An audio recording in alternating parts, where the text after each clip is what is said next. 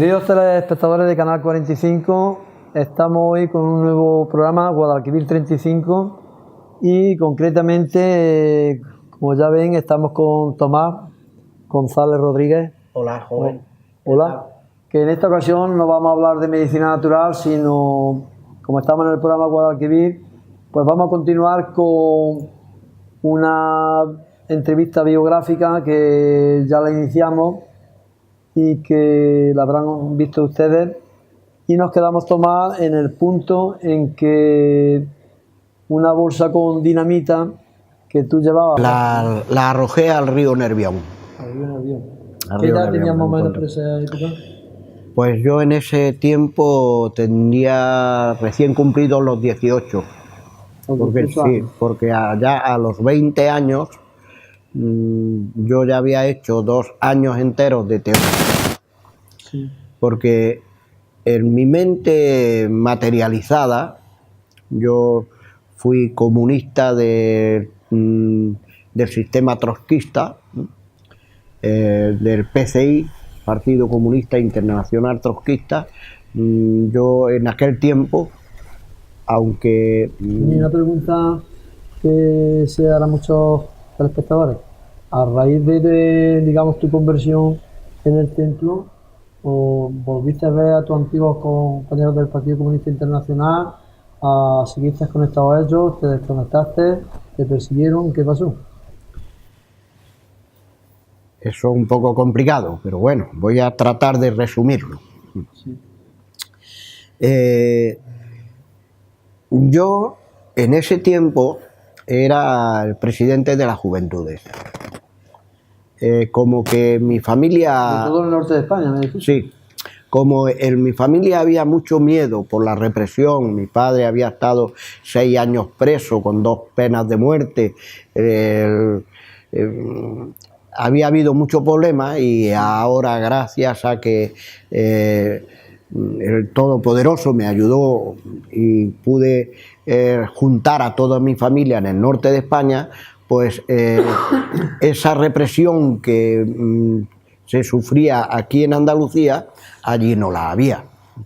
Entonces mi familia vivía ya cómodamente, sin represión ninguna, pero claro, siempre con ese miedo a central acumulado en el cuerpo por las graves represiones que se habían sufrido aquí en Andalucía.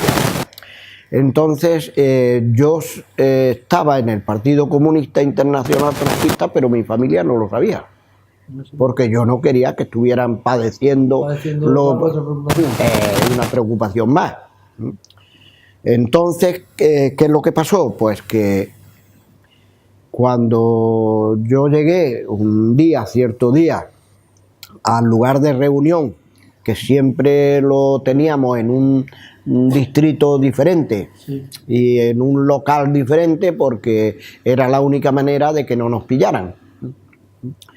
Entonces, cuando he llegado, porque al ser el presidente, pues yo siempre procuraba estar de los primeritos, para ir cosechando las ideas que aportaban otras personas y las quejas y las felicitaciones. Sí. Había que estar a las duras y a las maduras. No. Entonces, cuando yo me presenté, después de haber tirado la goma 2 en el río Nervión y haberla explosionado en el agua, pues entonces cogieron represalias contra mí, porque no había obedecido lo que el comité me ordenó. Y los otros 2 compañeros míos, que cuando vieron el personaje, digamos claramente a Satanás en persona, luchando conmigo, pues se asustaron de tal manera que salieron corriendo, se llevaron las mochilas y estuvieron como 3 meses en tratamiento psicológico por depresión. ¿Por depresión? Sí. Estuvieron de baja y hubo un problema muy grande, porque con un miedo terrible de que hubiera un registro en las viviendas y estos tenían la goma 2 en su casa. ¿No habían explosionado? No, como yo les dije, es que soy uno insurrecto. Hombre, ¿Para qué tenemos la cabeza? Bueno, ¿y tus compañeros en qué, cómo se, digamos, te represionaron a ti? Bueno, primero empezaron por destituirme. Eso es lo básico. Eso, No tú obedeció sabes las que- órdenes. eso cae de cajón, ¿no? Si no obedeces al aparato político, por más presidente que seas, te destituyen, defenestra. te dan el finiquito rápido. Empezaron por darme ese finiquito, ¿no? Fui destituido, quedé como un miembro más, pero sin privilegio ninguno. Porque tú qué le dijiste, que por qué no habías expulsionado a Bueno, contarte el yo tema. como que los otros ya habían hablado y habían dado testimonio de cómo yo había aceptado al Mesías, pues entonces ya la represión estaba preparada. La escopeta ya estaba cargada para disparar. Pero el testimonio de los otros habría sido suficiente para que la escopeta no estuviera cargada, ¿no? Porque, Sí, sí. lo explicaron bien explicado, que es que vieron a Satanás en persona luchar conmigo. Se destituye y... Y empieza... pero tú sigues allí en el partido, ¿no? No, porque yo ya no era feliz. En un sitio donde la doctrina era cortar tantas cabezas como lenguas confesaran la existencia del Todopoderoso. Y tú habías entrado en una doctrina... Y yo había amor, ¿no? tenido una relación directa con el Todopoderoso y una lucha directa con el de las tinieblas. Entonces, es que eso fue físicamente. Entonces, ¿qué hiciste? Dejar de asistir ya a las reuniones, ¿no? Ya no me sentía yo a gusto, porque yo no podía contradecir aquello que yo había vivido directamente. Sí, sí. Era una vivencia ahí, a carne abierta. Entonces, eso yo no podía negarlo, no podía obviarlo de ninguna manera. Entonces, dejas de ir a las reuniones. ¿Y cómo suples esa actividad que hacías en las reuniones? ¿A qué te dedicas a partir de ese momento? A estudiar. Fuera de tu trabajo. A estudiar teología para que mi mente carnalizada y mi mente materializada en el sistema comunista pudiera, como decirte, reorganizarla en el mundo espiritual. ¿Y quién te da las lecciones? Bueno, yo estuve estudiando digamos, en presencia y a distancia. En presencia porque tenía un profesor que era un doctor honoris causa en teología. Y ¿Era un cura? No, era cura. no, había sido. Había sido, pero no era. Había sido, pero este hombre, cuando le indujeron para que destruyera la iglesia bautista de Albacete capital, después de un año entero... este que me habías dicho tú que habías conocido de Albacete. Sí, era de Sumacárcel. Sí, pero Valencia. ¿Este había estado en presencia cuando tú tuviste Sí, él fue la aparición? Él fue el que en su testimonio hizo el llamado. Mira, a mí me pasó así, y lo contó tal cual había sido, como había él descubierto que el catolicismo romano, en el cual era un personaje, era todo mentira. Entonces, Y bueno, aceptó la doctrina bautista. entonces este te instruye en lo que él sabía. Él ya era doctor, este hombre, ¿no? Cuando le sucedió esto, él ya era doctor en teología. Pero después... Entonces empezaste con un buen maestro, ¿no? Sí, luego después él hizo otro curso dentro de la teología bautista y alcanzó el grado de doctor honoris causa en teología bíblica e histórica. ¿Y cuándo dabas tú las clases? Después del trabajo, ¿no? Sí, yo salía del trabajo, en aquel entonces era invierno y muy crudo además, y salía del trabajo a las 7 de la tarde. Lo que hacía es que me duchaba y me cambiaba de ropa en el lugar de trabajo. Ya no coleccionabas más dinamita, ¿no? No. Me aparté totalmente de cualquier actividad que conllevara un peligro contra cualquier humano, fuese quien fuese. Siendo humano, me era ya basta para no echar el freno y seguías decir, trabajando allí en la obra del Gran Bilbao, en aquella conducción de agua, ¿no? Ya había acabado aquí. bueno, yo seguí trabajando en la traída de agua del Zadorra al Gran Bilbao, hasta que se acabó esa obra. Entonces, cuando acabábamos por la tarde, pues a dar clases de teología. Sí, veamos. Bueno, y tu padre, Yo trabajaba en tu dos. padre no notó nada raro en ti. Yo trabajaba en 2 turnos. Sí. Nos relevábamos el turno de día y el turno de noche. Trabajábamos 12 horas. 12 horas. 12 horas. Ganábamos un montón de dinero, la verdad. Yo no he ganado más dinero en toda mi vida que en esa obra. ¿Os pagaban bien la hora entonces? Muy bien, además trabajábamos a un mínimo de 1000 metros bajo tierra y eso se cotiza. Tenía un sobrecosto de peligrosidad. Sí, se llamaba prima de peligrosidad, tóxico y peligroso. Entonces, Y bueno, salíamos con un sueldazo, la verdad que en aquel entonces ni un general ganaba tanto dinero como yo. caray. ¿Eh? Bueno, ¿y en qué empleabas tanto dinero? Bueno, en sacar a la casa de mi padre adelante y que mis hermanos y mi familia no pasara ninguna penuria. Después de las penurias que habían pasado pues en Andalucía, ¿no? Llegó la abundancia en el norte de España. Y en el aspecto de tu transformación espiritual, ¿tus padres habían notado algo? Digo que si lo habías notado. Yo lo primero que hice cuando tuve esta experiencia... ¿Que ahora eres menos arisco, esto, lo otro? Cuando tuve esta experiencia, yo lo primero que hice es cuando ellos dijeron que ¿qué pasa contigo? Ya no levantas el puño, ya no dices que hay que cortar cabezas, ya no... ¿Qué pasa contigo? ¿Ya no eres comunista? Y yo dije, no soy comunista. ¿He dejado de serlo? He dejado de serlo.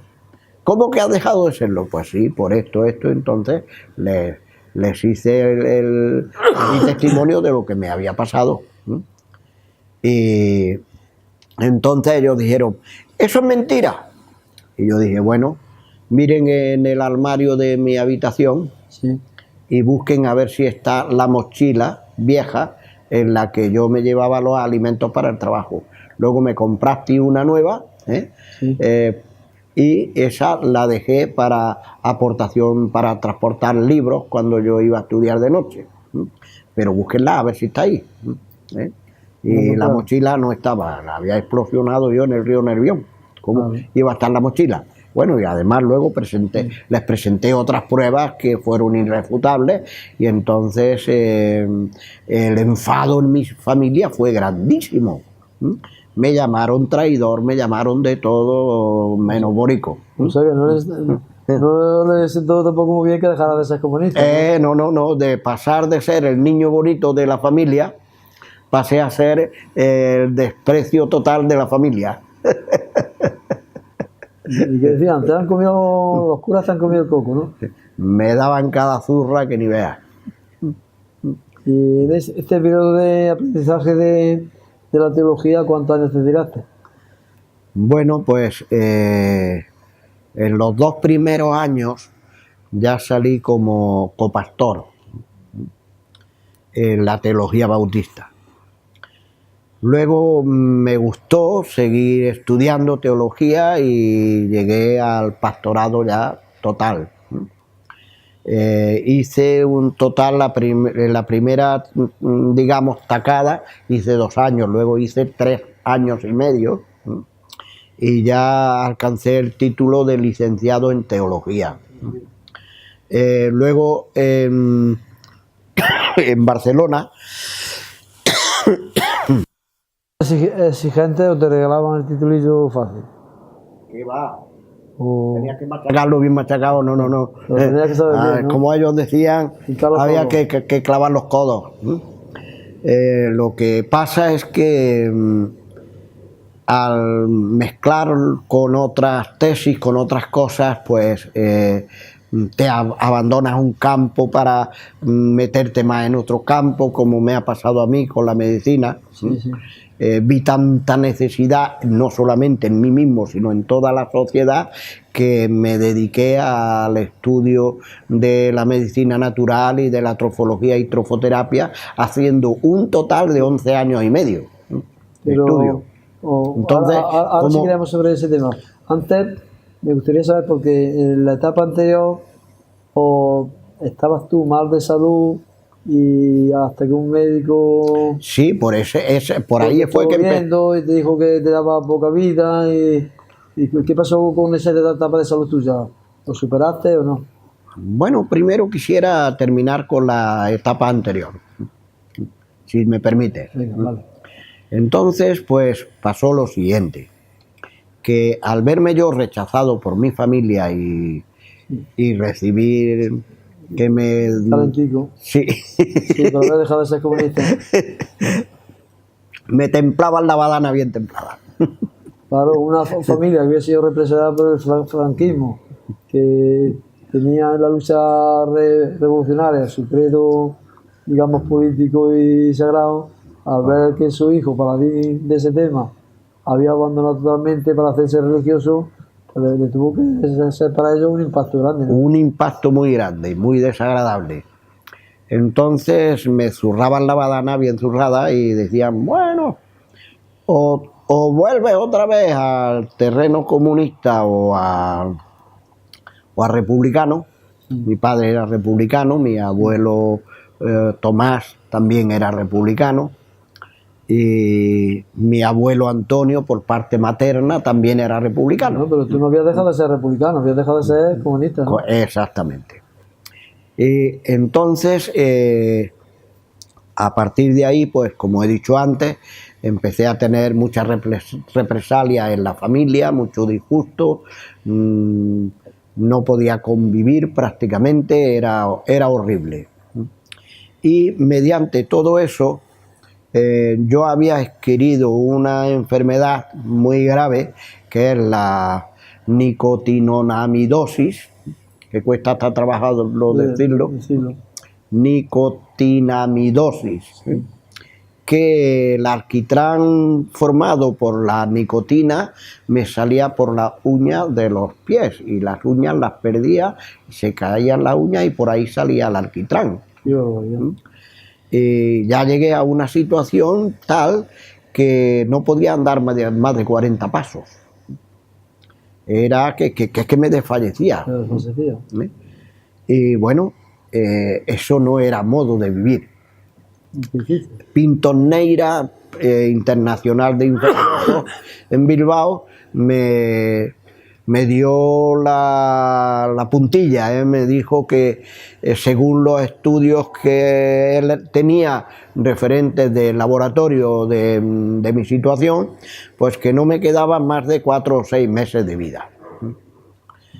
Cuando a mí me han dado esa noticia, yo he levantado los brazos así, ahora no lo puedo levantar, así arriba, he dicho, gloria a ti, Padre, acabo de conocerte y me voy contigo. Entonces Pintorneira le dice a la enfermera, la enfermedad y la noticia lo ha vuelto loco, cógelo del brazo y sácalo a la calle y que vaya a su casa. Dice la enfermera, doctor, que le debe 25.000 pesetas. Dice, es igual, para lo que le van a servir, para comprar el ataúd, deja que se las lleve. Bueno, te fuiste con tus 25.000 pesetas. Me fui con las 25.000 pesetas. Y me fui a casa de mis padres. Llego a casa de mis padres y ya está. Aquí está el renegado, aquí está el tal, el cual, con la tabarra y esa misma noche me zurraron la badana de tal manera que quedé desfallecido en el hall de la vivienda. Mi padre, cuando me vio así, llorando, desesperado, porque no esperaba que me dieran la golpiza que me dieron entre mis hermanos y mi madre. Llorando, desesperado, me protegía y le decía a los demás, ni se os ocurra tocarlo, por encima de todo es mi hijo, por encima de todo es mi hijo, y su vida para mí es preciosa, ni se ocurra volverlo a tocar. A todo esto, como unos 20 minutos, según luego me refirió mi propia madre, recuperé el sentido y mi padre saltaba de alegría diciendo: está vivo, está vivo, está vivo, está vivo. Y cuando yo ya me puse de pie y empecé a caminar, le dijo a mi madre: hazle la maleta, entrégale todo el dinero que haya en casa y que se vaya, porque antes de que lo matéis, que se vaya de casa. Pues me fui a la estación de Abando un 24 de diciembre, lloviendo agua, nieve, no había autobuses, ya a esas horas, eran como las 3 de la mañana, y me fui a la estación de Abando, y cuando he llegado allá, iba desfigurado, sacaba sangre por los oídos, por todos sitios, y la taquillera dijo: ¡Hoy, joven! Inmediatamente avisó a la policía para que traigan un médico. Señora, se le agradecería que no lo haga. ¿Cuánto vale un billete de tren para lo más lejos posible de Bilbao? Pues mire, dentro de 5 minutos más o menos sale uno para la estación de Francia. ¿Y eso dónde es? Barcelona. ¿Cuánto vale? 300 pesetas. Tenga. Allí no. Y me fui a Barcelona. O sea, que ¿no te esperaba nadie en la estación de Francia de Barcelona? ¿Qué va? Yo no conocía ni sabía que en Barcelona hubiera una estación de Francia. Así, te montaste y tira para adelante. Y tira para adelante. Llegué a la estación de Francia, medio desfallecido. ¿Y de qué año era, más o menos? Pues ya verás, cuando esto sucedió, pues ya habían pasado 3 o 4 años de maltrato en casa de mis padres. Incluso el agravamiento mío fue después de salir de filas del ejército. Pues yo tendría entonces unos 25 años más o menos. 25 años más o menos. Serían casi los años 70, ¿no? 60 y tantos. Casi. Pues ya verás, mi conversión a aceptar al Mesías como mi Salvador personal y eterno fue el año 1962. En el mes de mayo, a los 23 días del mes de mayo. Sí. Y como las 7 de la tarde más o menos. Fue la conversión mía a aceptar al Mesías como mi Salvador personal y eterno. Entonces, pues a partir de ahí. Y todavía no había llegado la década de los 70. Bueno. No, que va.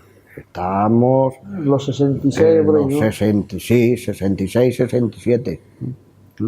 Una época en que estaban llegando muchísima inmigración a Cataluña.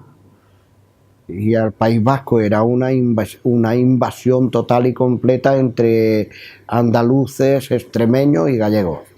Claro, esa era la política del Banco Mundial, a no industrializar el sur, o coger los recursos del sur e invertirlos en el norte para desarrollar el norte con la mano de obra barata del sur y los recursos económicos del sur. Una gran faena que le hicieron a los andaluces.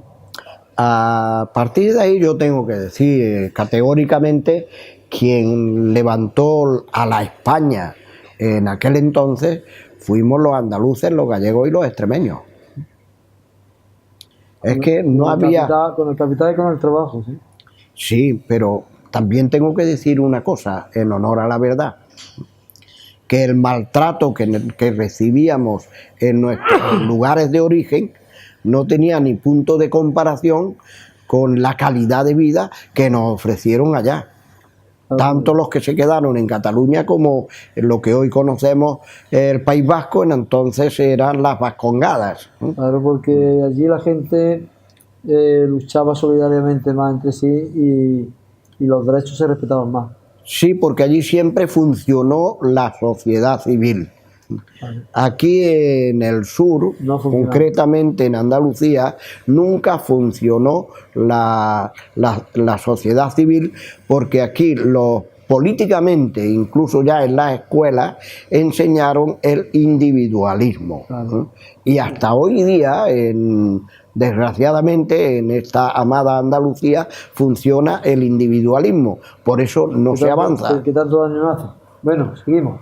Llegas tú a Cataluña, a Barcelona, y dices, bueno, ¿a dónde voy? ¿Llevaba mucho dinero para empezar pues o casi lo preciso?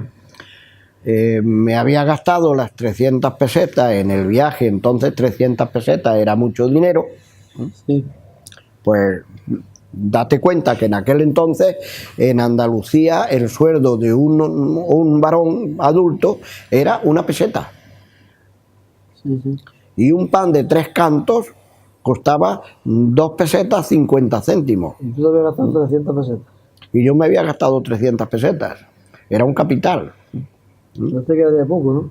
Muy poco, muy poco. No sé si llegué a Cataluña con 50 o 60 pesetas. 100 pesetas no ¿Qué llegó. hiciste? ¿Irte a una fonda para dormir? No. Yo recibí en mi mente así algo como una orden de sal a la calle, en la misma acera que sales, te orientas hacia tu derecha, hacia arriba, esa poquita de cuestecica que hay, y camina hasta que yo te diga que te pares. Bueno, yo salí con mi maleta, que no podía con ella y la llevaba a la rastra, a la acera del lado derecho que pega a la estación misma, y hacia arriba. Entré pues a la calle, se llama la calle Yul, el número 162 de la calle Yul. Yo ya no podía más, levanté la cabeza y dije, padre, no puedo más, padre, si estás conmigo, perdóname, pero yo no sigo. Yo voy a buscar un sitio donde refugiarme, porque ya no puedo más. Y a mí se me dijo, levanta la cabeza y mira de frente. Levanto la cabeza, miro de frente y veo un letrero, ¿no? Iglesia Cristiana Reformada. Entra ahí. ¿Eso eran los bautistas? No, de la rama protestante. De la rama protestante. Que es diferente a los bautistas. Sí. Los bautistas arrancan de Juan el Bautista. Y la rama protestante pues arrancan de Lutero, de Calvino, de Zwinglio. Era de la rama protestante, nomás que no se hacían llamar protestantes sino reformados. Bien, pues entré allí, a esta iglesia reformada. Tenía unas puertas de aquellas batientes con coronadas arriba, estilo católico romano, de puertas de madera regia. Y estaban las 2 hojas completamente abiertas y se veía todo el público, gente muy esbelta, muy bien vestida, con ropas, yo diría, caras. Y yo dije, ¿yo cómo voy a entrar ahí si yo soy un derrapado? Si voy con una ropa que a mí mismo me da un poco de asco. Veo a esa gente tan bien elegantemente vestida y eso pues me dio repelú. A mí me da un yuyo aquí dentro. No, entra. Bueno, pues entré. Me fijo y detrás de la puerta quedaba una oquedad. Me meto ahí, pongo la maleta, me siento encima de la maleta y me quedé frito. El predicador, que el púlpito estaba en alto, con escalera de caracol en madera, me vio y el hombre no dijo nada. Cuando terminó el culto y despidió a la gente, le dijo a los diáconos y a las diaconisas que se quedaran. Pastor, ¿y por qué? Si tenemos que hoy tenemos compromiso. No, quedaros que tenemos que ver, investigar una cosa. Bueno, ¿qué cosa? Cerrar la puerta y veréis la cosa. Al cerrar la puerta, ¿Te señalaron a ti? al cerrar la puerta yo quedé al descubierto. Claro. ¡Ay! ¿Y este hombre de dónde ha salido? Y ese hombre entró, que se tambaleaba, puso la maleta ahí detrás, se sentó y se quedó dormido. Se quedó durmiendo como... Y yo vi que que traía señales de sangre en su rostro. Entonces lo que quiero es que lo paséis al despacho pastoral, que le demos lo que haya que darle para reanimarlo y ver en qué podemos utilizar, serle útil. Bueno, pues lo hicieron así. Me cogieron, me llevaron al despacho pastoral, me trajeron algunos alimentos líquidos y yo como que resucité un poco. Entonces me dijeron, bueno, ¿quién es usted? ¿De dónde viene? ¿Qué es lo que le ha pasado? Entonces les di testimonio. Bueno, yo soy el copastor de la Iglesia Evangélica Bautista de Basauri, Bilbao. No me digas, sí, le digo. ¿Quieren comprobarlo? Sí, cómo no, claro que sí, que queremos comprobarlo. Bueno, pues, ¿tienen ustedes el Vademecum ahí? Sí, tenemos el Vademecum. Pues busquen en el Vademecum el número de teléfono de David Pena Garrido, mi pastor, y comprueben lo que yo les estoy diciendo. Así mismo cogieron el Vademecum, llamaron a don David Pena Garrido, dijeron, ¿es usted el pastor de la Iglesia Bautista de Basauri? Sí, señor, soy el pastor de la Iglesia Bautista de Basauri. ¿Conoce usted a un tal Tomás González Rodríguez? Que sí le conozco. Vale. Es uno de los miembros más amados de la congregación. Además es el copastor de la iglesia. ¿Qué pasa con él? Dice, está aquí en Barcelona con nosotros. Está aquí en Barcelona con nosotros, pero está de esta manera. Y entonces la contestación de David Pena Garrido fue, atiéndanlo en todo lo necesario y los costes pásenlos a nuestra cuenta. Ah, no hace falta, no se preocupe, lo atenderemos, pero no le vamos a pasar cuenta ninguna. Si es un hermano nuestro en la fe, pues lo que podamos hacer por él lo vamos a hacer. Y bueno, estas personas me atendieron maravillosamente, me llevaron a un domicilio, me proporcionaron un hábitat, trajeron médicos, los pagaron ellos, pagaron las medicinas, me compraron ropa, me compraron de todo, me atendieron de un modo maravilloso. Se convirtieron en un ciudadano normal, ¿no? Y un día, después de estar con ellos como 2 meses, me nombraron pastor de los jóvenes. Muy a menudo los de la iglesia de Basauri llamaban para preguntar por mí, cómo me encontraba, si estaba llevando... ¿Qué progreso iba haciendo? Sí, y ya les dijeron, bueno, pues estamos contentísimos con él, lo hemos hecho pastor de jóvenes, estamos sumamente contentos con él y van a emprender los estudios de teología, pero es que está delicado, este varón está muy delicado de salud, no sabemos exactamente qué le pasa, qué es lo que realmente pasa, y está muy delicado de salud, está muy mal. Eso fue un viernes, sí.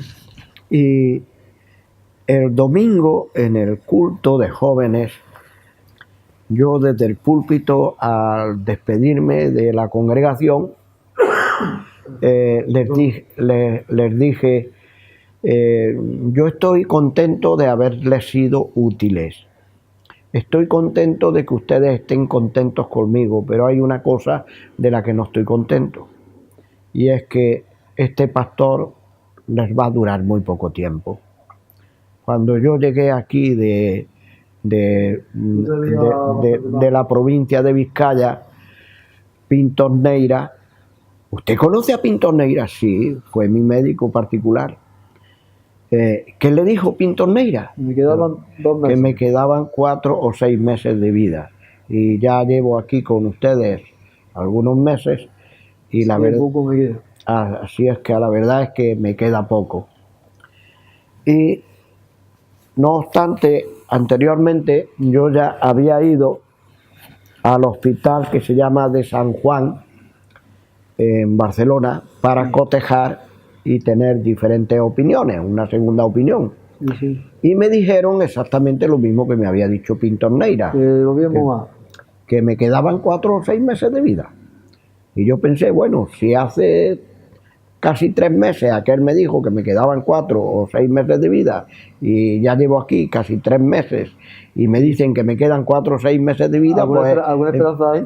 he ganado 2 meses y medio de vida. Pero yo no quiero dejar este mundo tan rápido, no tengo prisa.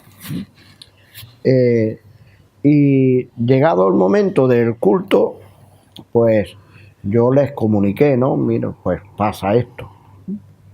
Entonces un matrimonio joven, que la señora había estado con cáncer de pulmón, y en aquel entonces el cáncer era totalmente muerte total, la habían mandado a su casa para que con morfina y con cosas para que muriera tranquilamente en casa porque no podían hacer nada por ella.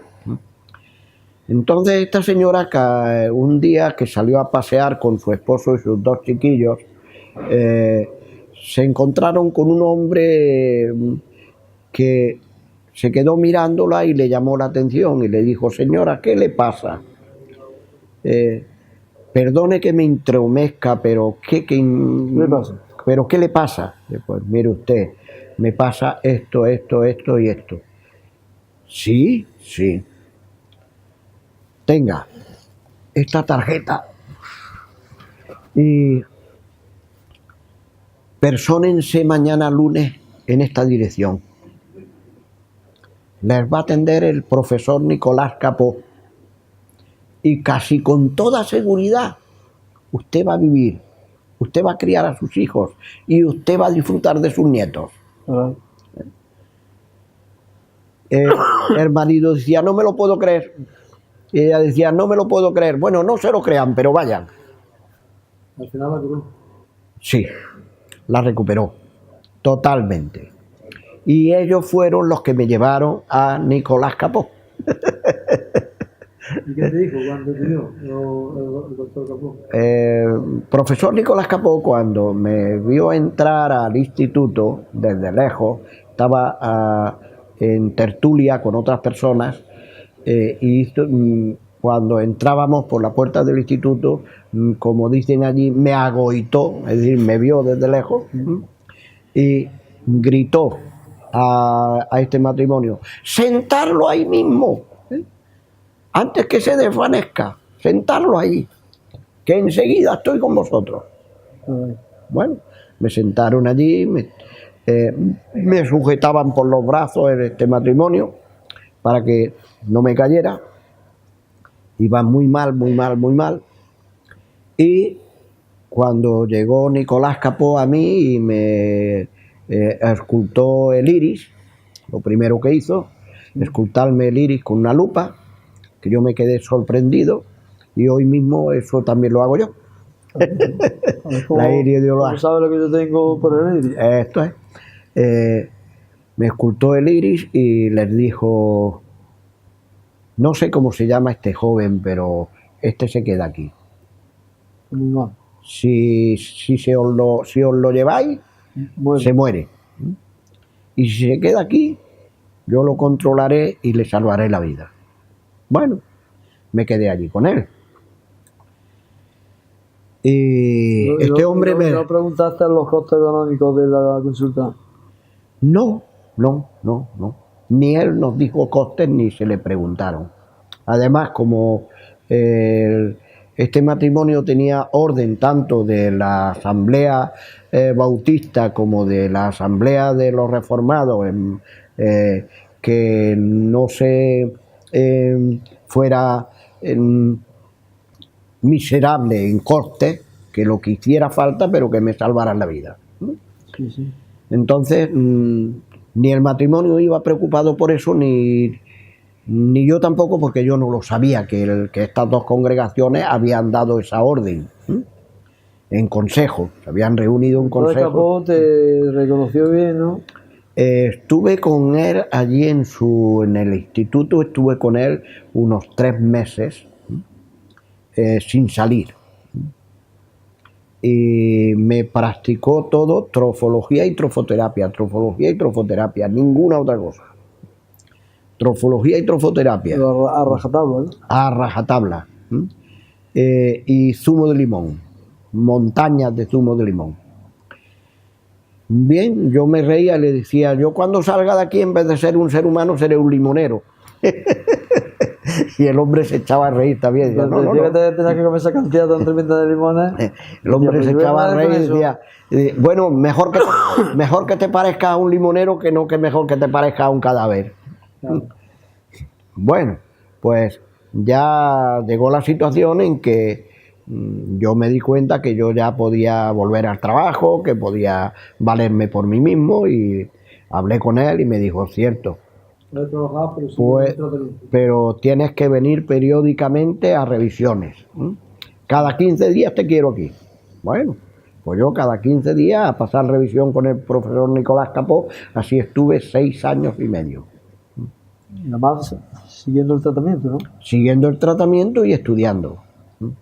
Allí ya te picó la curiosidad y había empezado a estudiar medicina natural, ¿no? Empecé a estudiar trofología y trofoterapia. ¿Y lo propuso él o tú se lo propusiste? No, yo me interesé.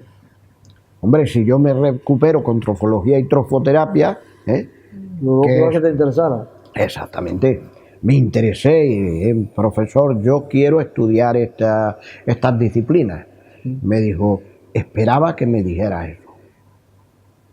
Yo te lo iba a proponer, pero es mejor que tú tomaras la iniciativa. Entonces empezó a darte lecciones también sobre ese tema. En proporcionarme libros, léetelo, estudiatelo y luego ven a exámenes. Me daba los estadillos para los exámenes y luego ven a exámenes. Y bueno, esta congregación de reformados corrió con los gastos que, por gentileza de Nicolás Capó, no me cobró ni estancia ni nada, sino que les dijo, bueno, denme lo que puedan, y si no me pueden dar nada, yo estoy muy satisfecho con haberles salvado la vida. Se ve que es una buena persona y estoy satisfecho con haberle salvado la vida. Esa es mi medalla. Bueno, pues le trajeron una ofrenda abundante, y dijo, bueno, ¿y este dinero quién lo aporta? Y dijo, pues este dinero lo aporta gente trabajadora que tiene que echar muchas horas extraordinarias para sacar su familia adelante. Y entonces el hombre, ¿qué es lo que hizo? Cogió el dinero, lo metió en un sobre grande y les dijo, repártanlo a esta gente necesitada, que yo no lo necesito. O sea, que tenía una generosidad... Algo altruista totalmente. Ahí recibí una lección. ¿Y en esos 6 años que cogiste? Todas las nociones básicas, elementales y profundas, ¿no? Todo lo que se refiere a trofología y trofoterapia, que viene de Hipócrates, el padre de la medicina. ¿Y después seguiste estudiando por tu cuenta o también con Capó? Cuando yo terminé los estudios de trofología y trofoterapia en el instituto con Nicolás Capó,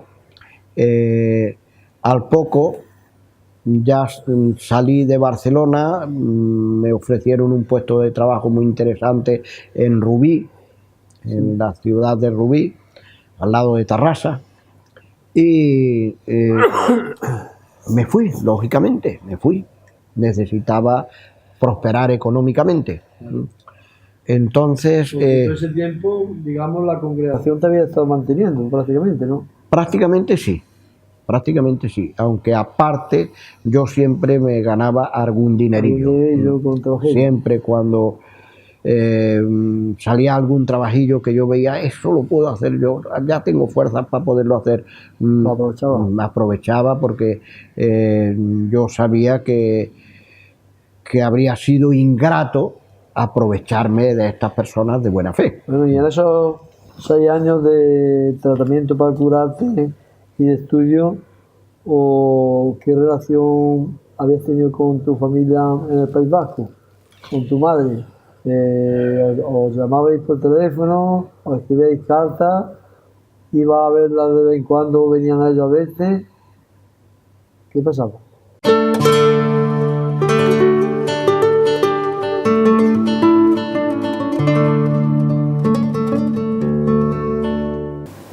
Contacto ninguno, cero.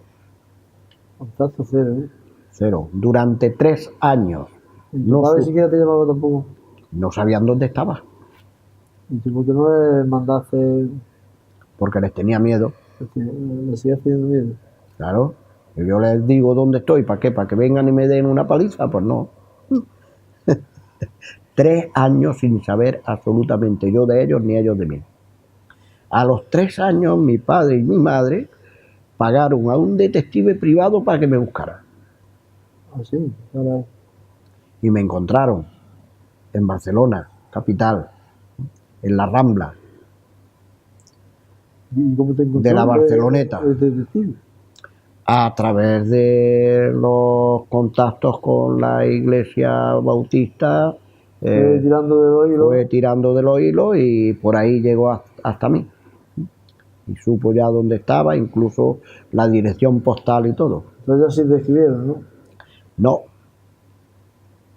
No. Se averiguaron que estabas allí, que estabas vivo, pero no mantuvieron contacto. Lo mantuvieron totalmente en secreto. Lo mantuvieron totalmente en secreto hasta que un buen día llaman a la puerta de mi habitación y yo abro. ¿Y quién te encuentras? A mi padre y a mi madre. Madre mía, 13 años. Eso fue apoteósico. El abrazo que nos dimos fue algo tremendo, muy tremendo. Porque tú ya en esa época, Casi tienen que separarnos con palanca. en esa época tendrías ya 26, 27 años, 28, ¿no? Ya estaba, sí, ya estaba por ahí, los 27, más o menos. Entrado más bien a los 28, me casé con 29. Madre mía. Así es pues que sí, me encontraron, fue digamos el renacer de la familia otra vez. Ya mis hermanos, en vez de coger vacaciones y venirse a Andalucía, se venían a Barcelona a estar conmigo. Para visitarte. Sí. ¿Y tu madre se excusó contigo por el trato que había tenido o eso se ha olvidado? No. Eso ya Mi padre y mi madre fueron a decirme perdón y yo les puse las manos en la boca y dije no. Yo sé que lo hicisteis creyendo que me hacíais un bien. Sí. Porque definitivamente vosotros qué mal queríais para vuestro hijo. Vosotros creíais que me hacíais un bien, que queríais sacarme de el engaño del cristianismo. Pero mi cristianismo no es ningún engaño, porque no es católico romano para ser un engaño. Bueno, entonces te saludaron y estuvieron allí unos días contigo, ¿no? Antes de volverse, ¿no? Pues casi un mes. A un mes. Casi un mes se tiraron allí conmigo. ¿Y dónde lo alojaste? En mi habitación. Ah, tú tenías una habitación, pues allí. Una habitación grandísima, tenía 2 camas, entonces ellos ocuparon una cama y yo... Pero eso sería apoteósico, después de tanto tiempo solo. Sí. Fue una experiencia única. Bueno, no por tanto tiempo solo, porque yo nunca estuve solo, siempre estaba acompañado, si no era por los jóvenes, por los adultos de la congregación, salían, me llevaban ellos para todos sitios.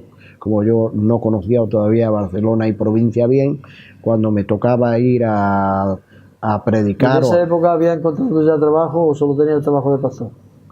No, yo nunca viví del pastorado. sea, tú has vivido de trabajo. De mi trabajo, de mi O trabajo. personal, ¿no? Sí, sí, sí, sí. Yo trabajaba de soldador, ¿m? Y estudiaba de noche. ¿M? Trabajaba de soldador y noche empecé, estudiando. empecé a trabajar en la empresa que se llamaba Mi Casa, En casa. que se fabricaban los... Aviones. no fabricábamos lo que es las locomotoras y los vagones de tren. Ah. ¿Sí? Y bueno, estuvieron un mes tus padres allí en Barcelona y ya se volvieron al País Vasco otra vez, ¿no? Sí, claro, los reclamaron ya Tu hermano. mis hermanos para allá, oye, que nosotros también existimos. Estamos felices de que hayamos encontrado a Tomás, pero venirse para acá, ¿m? Para que podamos ir los demás. Claro.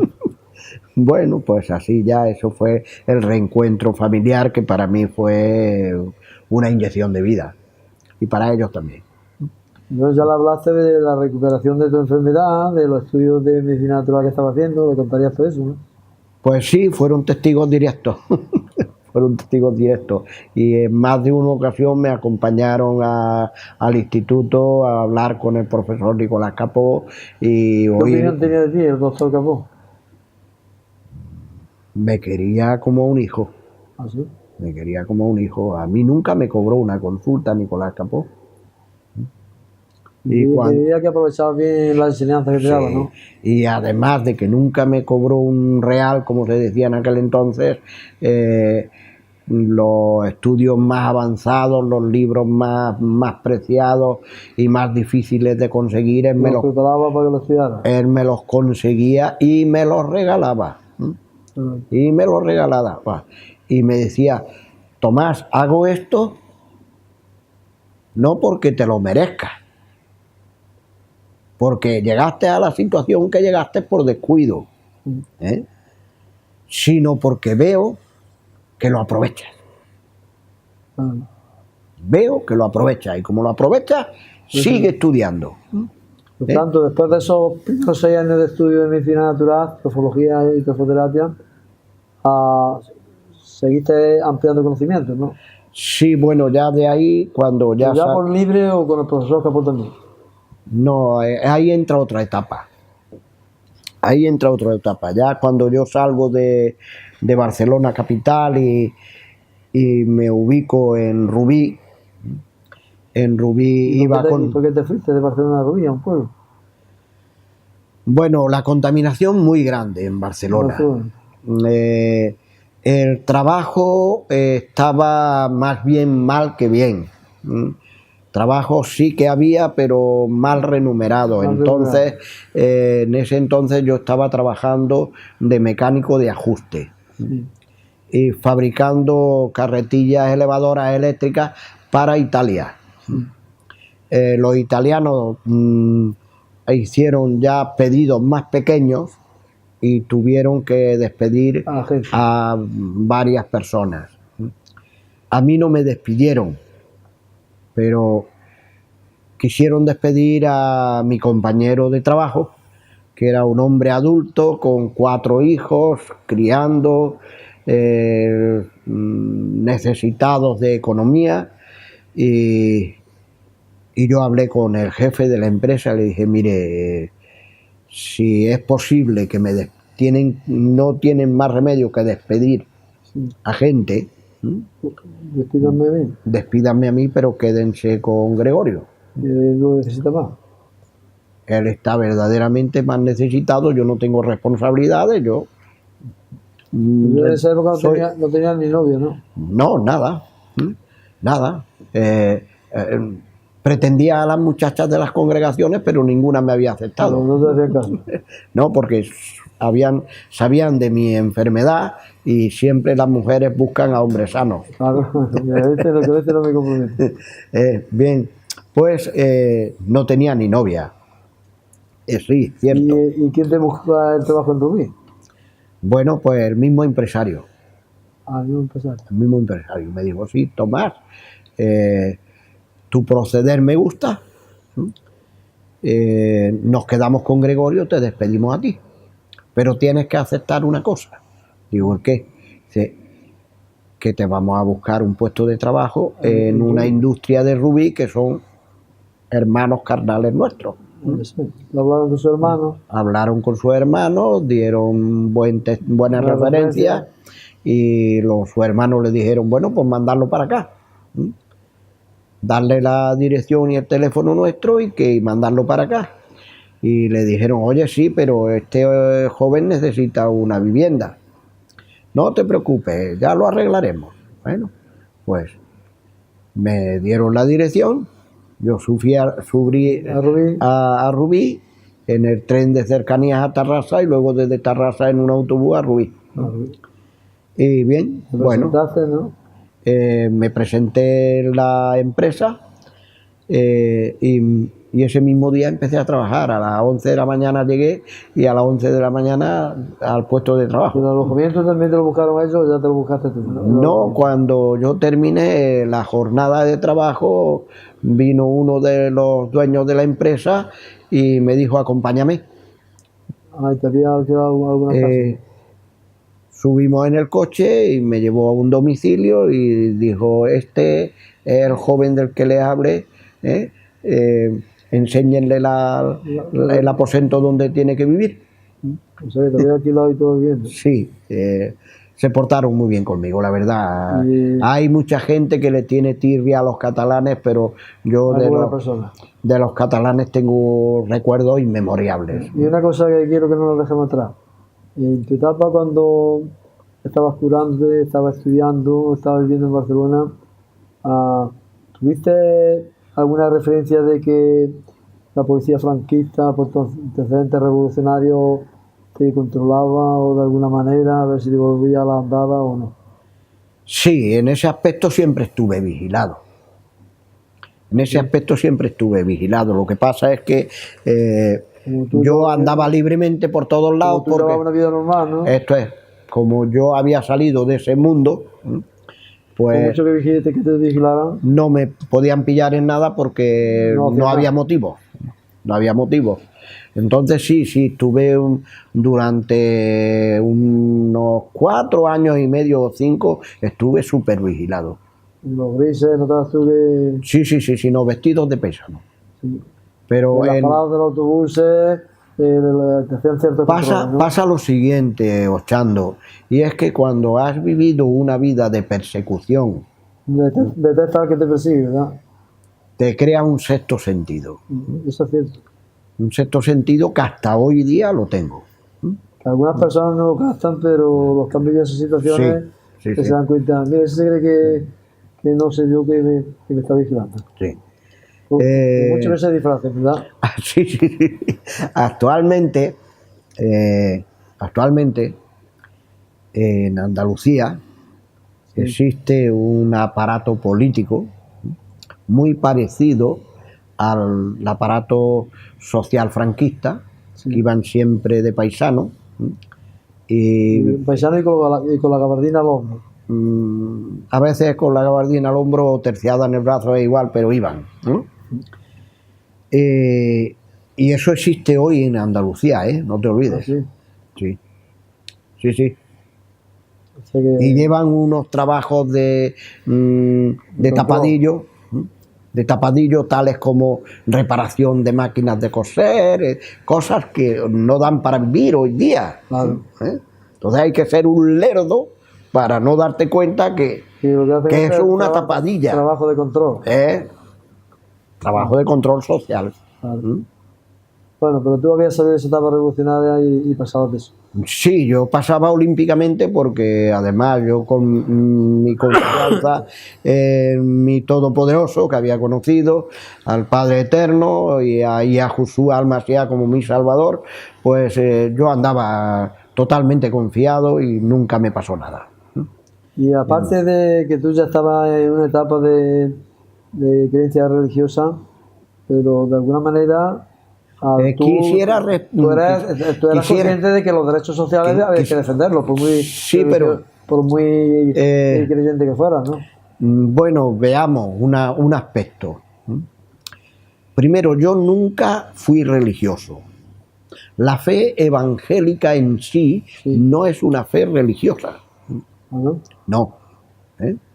Aunque la fe evangélica tenga ciertos fallos, que los tiene, no tiene un 100% de toda la verdad teológica y bíblica, pero sí tiene un 65 o un 70% de la verdad, sobre todo los pentecostales. Sí, sí. Los bautistas se quedaron con la doctrina del bautista hasta el momento que muere, que es degollado. No pudo avanzar más el bautista en doctrina porque Mataron fue degollado. Fue degollado por... Bueno, todo el mundo sabe cómo fue, por la Salomé. Por la hija de la Salomé. Bien, bueno, pues estas personas quedaron estancadas ahí, en la fe del bautista hasta lo que es la doctrina del bautismo, la sumergión por agua. Sí. Luego, pues yo como he sido siempre un inquieto por buscar más profundizar más en la verdad de las cosas, sí, pues seguí estudiando teología hasta llegar a la licenciatura. ¿Y en esta ocasión quién era tu maestro? Bueno, yo lo hacía en institutos nocturnos, varios. En varios institutos. En institutos nocturnos varios según el lugar donde vivía y las horas libres, pues tenía que elegir un instituto u otro que me quedaba más acorde con mis horarios, ¿no? Había allí siempre algún experto en temas de teología, ¿no? Bueno, es que la cosa está en que es otro mundo, aunque sea España. Es otro mundo. La cultura está más avanzada. La gente quiere tener más cultura, más estudio, más. No son contemplativos como el andaluz. El andaluz es contemplativo por naturaleza y yo soy andaluz. Pero como me he criado en una sociedad no contemplativa, yo ahora veo a la sociedad andaluza y ser contemplativos no me va. Yo soy andaluz de pura cepa y tampoco eres contemplativo. Tampoco eres contemplativo y eso es lo que me gusta de ti. También he viajado mucho por el mundo. Por eso es que a pesar de nuestras diferencias de modo de ver y de creer, en ti yo sé que tengo un hombre de verdad, como amigo. Un hombre de verdad, no un hombre de los que te dan la puñalada trapera por detrás y se dedican a que lo hagan los demás contemplativos. No, tú te pones en el tajo y lo haces. Y tengo comprobado que lo que tú prometes lo cumples. Y eso es lo una cosa que yo no puedo soportar nunca es las personas que tienen una separación entre lo que hablan y lo que dicen. A mí una persona no tiene validez si te habla una cosa pero la corrobora con los hechos. Luego hace otra diferente. Está perdiendo tiempo una persona así. Yo tampoco, no me interesa. Son digamos, es mi prójimo o mi prójima, pero se queda ahí. Si tengo que ayudarle en algo, le ayudo, pero no entro en intimidad. No puedo hacer más porque no da más de sí la persona. No, porque no entro en intimidad con esa persona porque no me inspira confianza. Bueno, yo personas así no me inspiran confianza. Estamos en Rubí y está ya adaptado. ¿Sigue estudiando teología en estos institutos? ¿Y cuántos años más sigue estudiando teología? Pues hice un total en España de 7 años y medio. 7 años y medio. Sí. ¿Y qué te daban? ¿Una acreditación de estudio cuando terminabas mediante un examen o cómo? Bueno, en este caso lo que se hacía es que en aquel tiempo, como que los que éramos de hogares de origen republicano no teníamos derecho a titulación, podías estudiar, pero no podías titularte. Esa era la sentencia que por lo menos en la casa de mi padre hubo. Sí. Los hijos de mi padre y mi madre podíamos estudiar, podíamos entrar a las instituciones, pero a la hora de certificar unos estudios no nos los certificaban. castigo, represalia. Que tú no tenías los conocimientos, pero no te daban... No había título de por medio. Lo único que en la congregación donde yo atendía, Sí. presentaba la acreditación de que había realizado los estudios, Sí. te daban una carta de acreditación, pero eso no era un título. Se acredita que fulano de tal y De tal. todas maneras, yo nunca he sido partidario de los títulos. Y te voy a decir por qué. Porque ¿Para qué sirve un título si no realmente, tiene? muchas personas tienen un título de una cosa determinada y luego no dejan de ser unos mediocres. Y hay personas que han estudiado a fondo cualquier tema y sin embargo son doctos en la materia que han estudiado. Y eso a pesar de no tener título. Que esto no quiere decir que no sean necesarios los títulos o no tengan valor. Si un título va parejo con el conocimiento, fenomenal. De Pero muchas categoría. veces el título es que no va parejo con el conocimiento. Muchas No, veces, aquellos que lo muchas conseguían. veces ningún título lleva parejo un conocimiento. Entonces, Hoy día no ocurre tanto eso, pero yo sí recuerdo en mi juventud, y tú lo recordarás también, que los ricachones, cuando tenían un hijo que no valía para estudiar, que su cabeza no le daba, no desarrollaba para más, le compraban el título a fuerza de dinero. claro.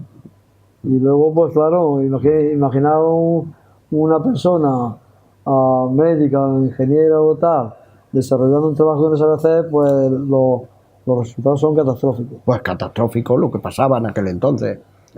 Obras que se derruían, fábricas que se terminaban pero luego no eran capaces de poderlas echar a caminar porque estaban mal construidas. Claro. Unos fracasos terribles, pero era por eso.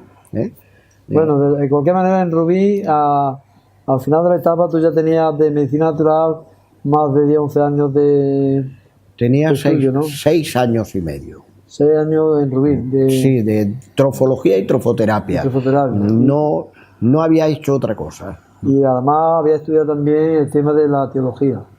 Sí, trofología y teología, sí, eso lo llevé para adelante todo lo que pude. Una vez que salgo ya de Barcelona, desgraciadamente, a los 3 o 4 meses de yo haber salido de Barcelona, leo en el periódico necrología, el fallecimiento de Nicolás Capó por un desgraciado accidente de automóvil. Sería un golpe grande para ti, ¿verdad? Un golpe muy terrible. Muy terrible. Además de haber sido mi profesor, era un amigo íntimo, una persona excelente a más no poder.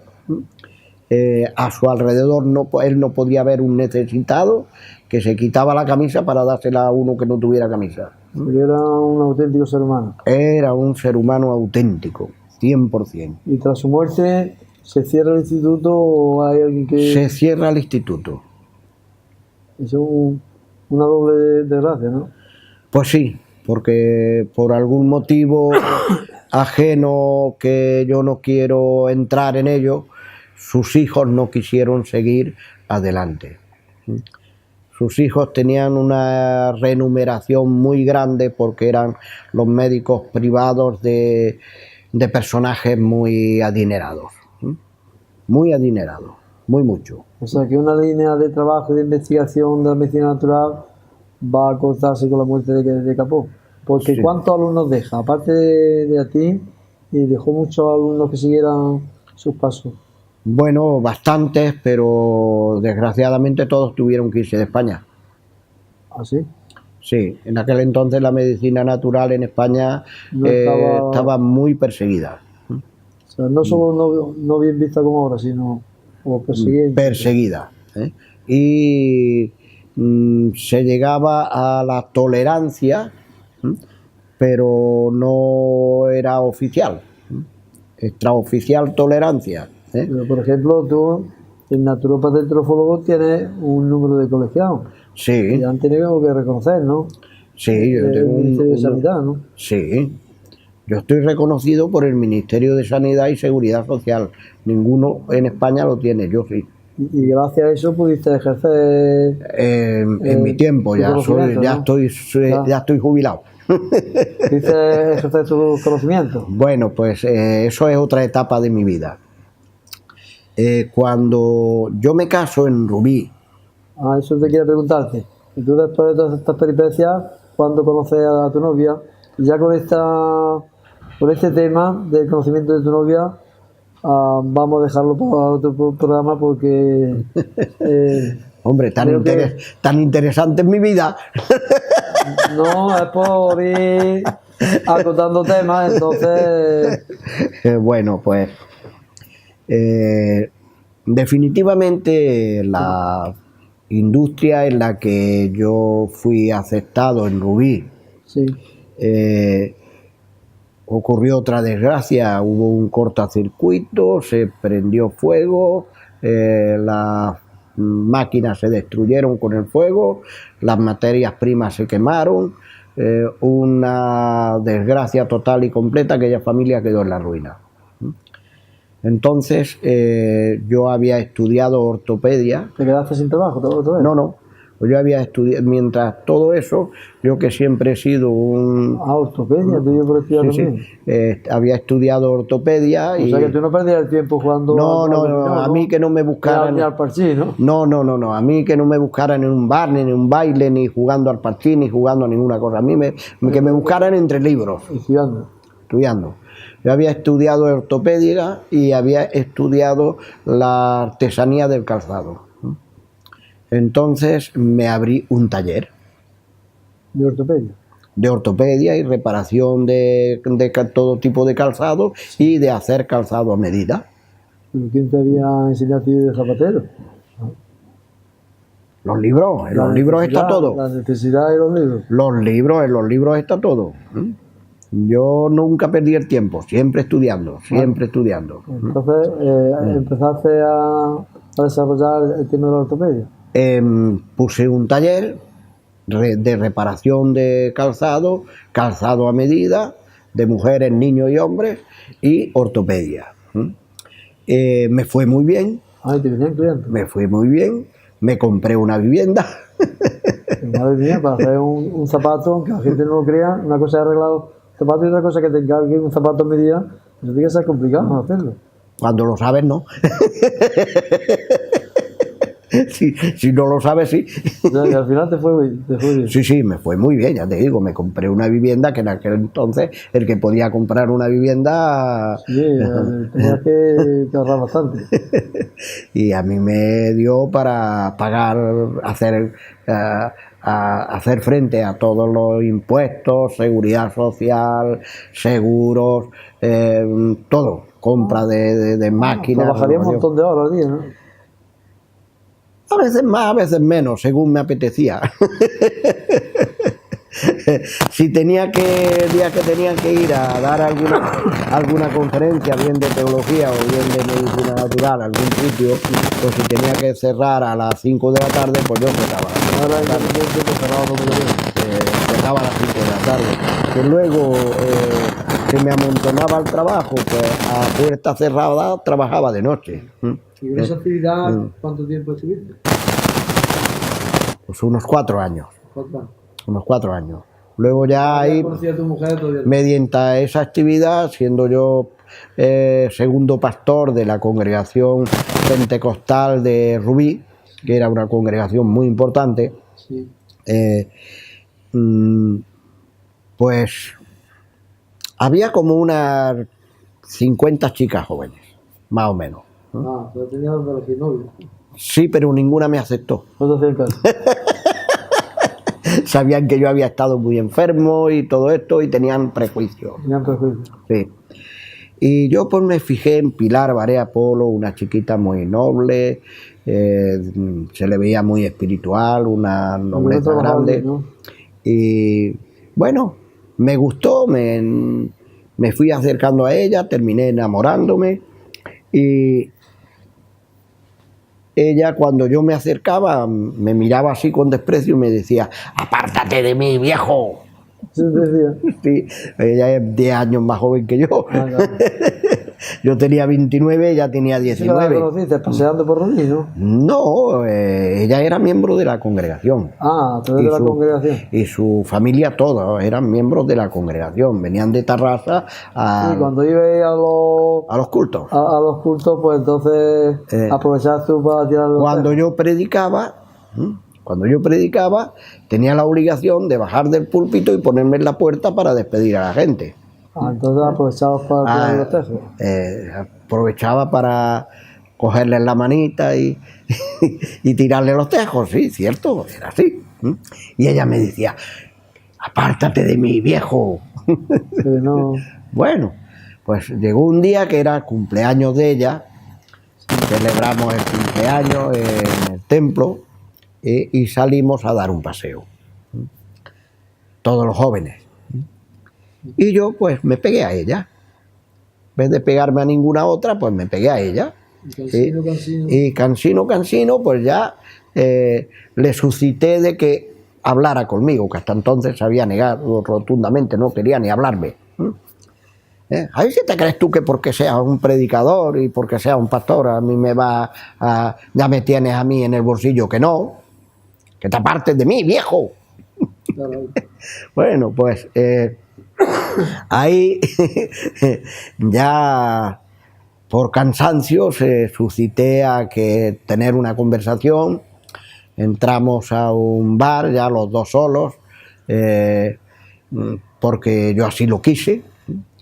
Estuvimos tomando un algo, no recuerdo qué es lo que tomamos, pero estuvimos tomando allí alguna cosa y hablando.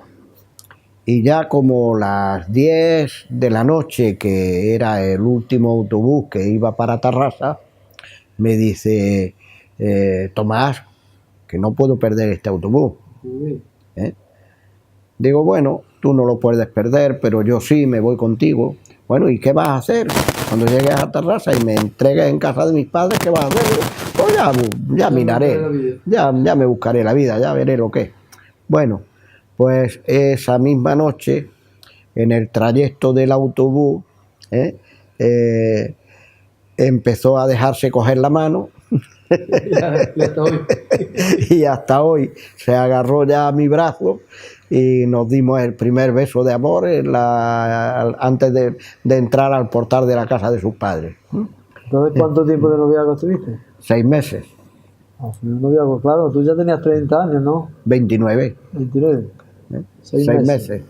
Y la sentencia fue, o te casas conmigo en 6 meses o no te casas. Caray. O me busco otra, pero yo no espero más. Pero tú ya tenías vivienda. Yo tenía vivienda propia. ¿Ya habías comprado tu vivienda? Sí, sí, ¿no? Yo tenía vivienda propia. Yo ¿Tenías tu trabajo? ¿Tenías tu vivienda? Económicamente estaba bien puesto. Más todos los conocimientos que tenías, o sea que no iban a pasar hambre tus hijos. No, para nada. Ni fatiga. No.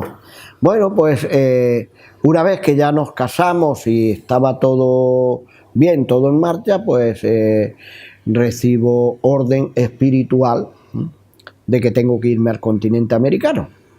Ah, de tu congregación. No, del Todopoderoso.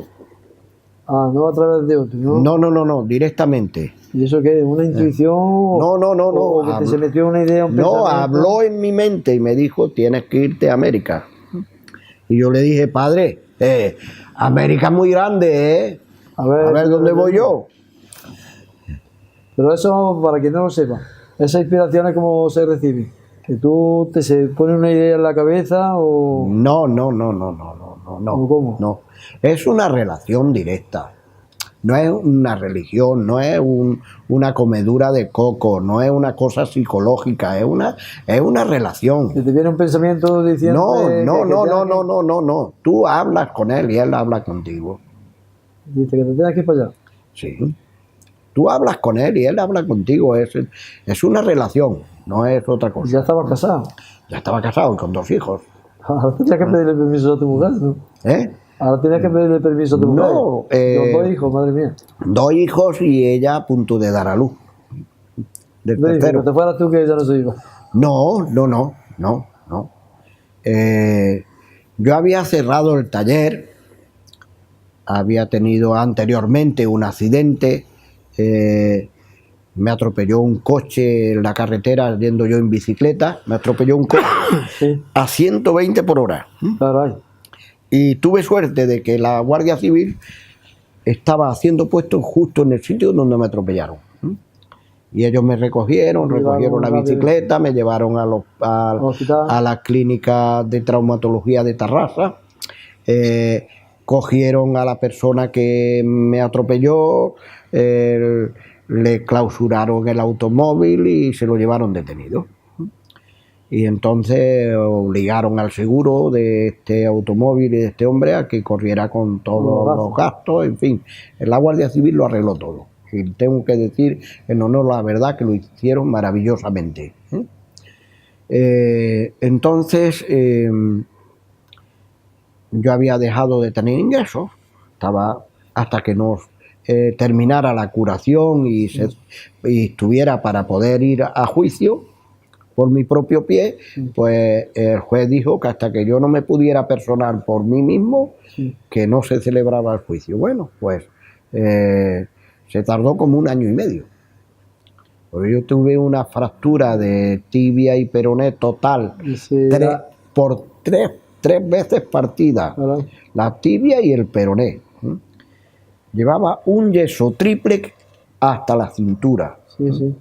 Y caminaba con muletas y así me casé. ¿Es interesante? Sí, porque esto fue en el tiempo de noviazgo. Y aún tengo la fotografía de mi boda. Llegamos cuando recibes la inspiración que te tienes que ir a América. Pero, ¿y cómo se lo tomó? Bueno, ya tenía 2 hijos y la mujer preñada del tercero, que le faltaba nada. ¿Cómo se lo tomó días para dar algo. ¿Cómo se lo tomó tu mujer? Llorando. Yo no le había dicho nada a ella. Yo no le había dicho nada a ella, porque yo le dije, padre, papá, que eso no va a poder ser, ¿eh? ¿Cómo le digo yo a mi mujer ahora que nos vamos para América con lo pegada que está ella a su padre, a su madre, a sus hermanos y con los 2 chiquillos y lo bien que nos va la vida con mi trabajo y yo soy independiente y tienes que irte?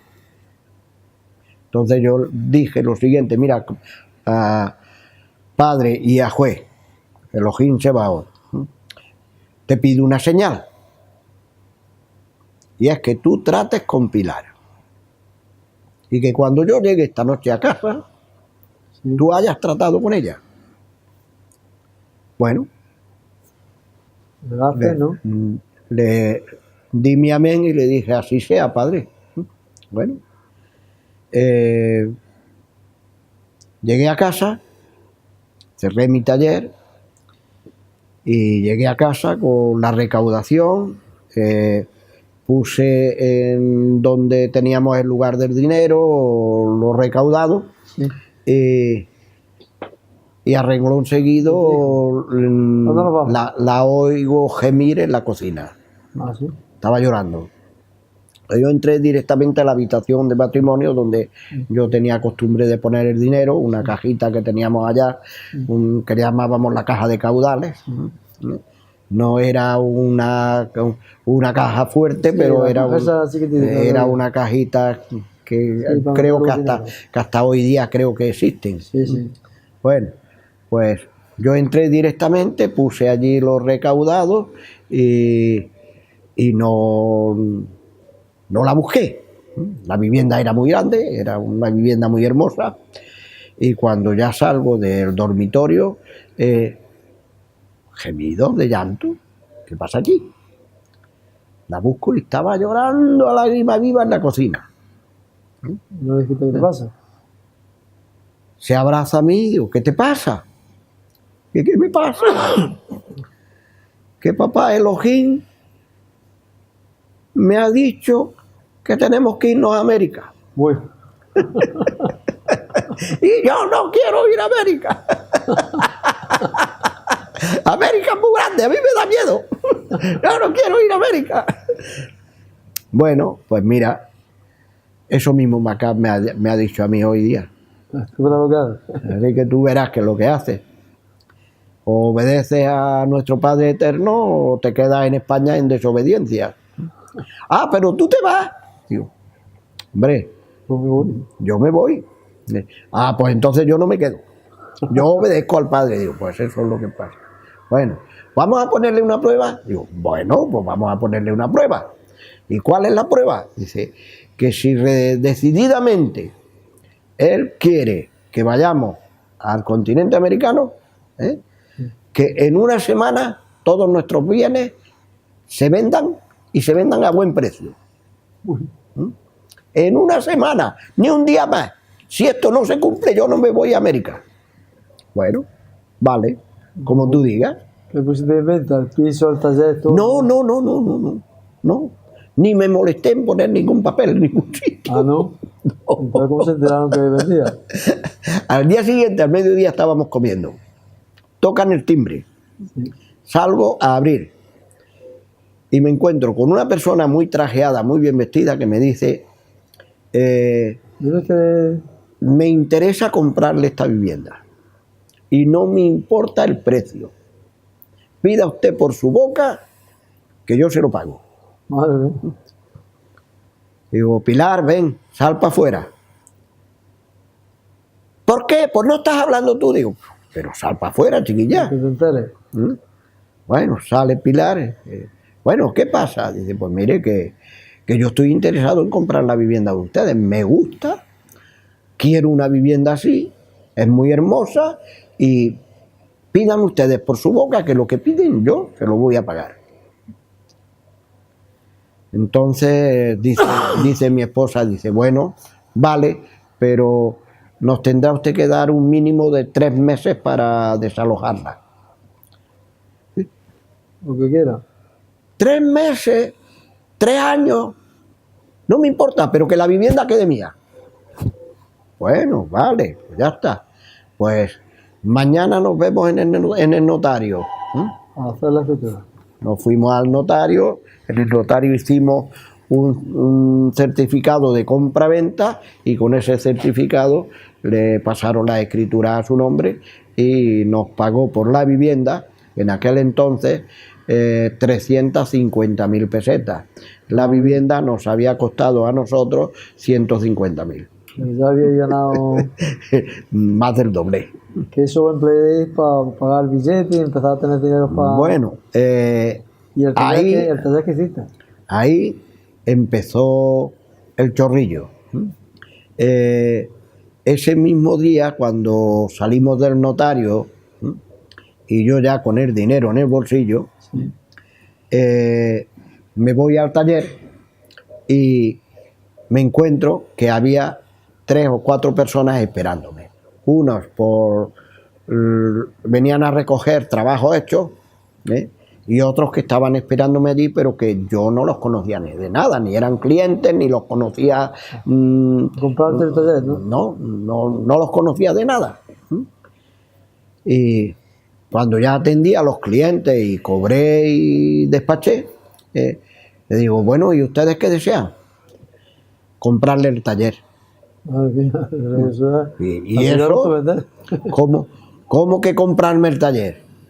Sí. Hombre, usted trabaja en la Telefunken. Yo trabajaba en AEG Telefunken, haciendo transformadores. Y trabajaba el turno en AEG Telefunken y luego llevaba mi taller. Yo no perdía el tiempo. No.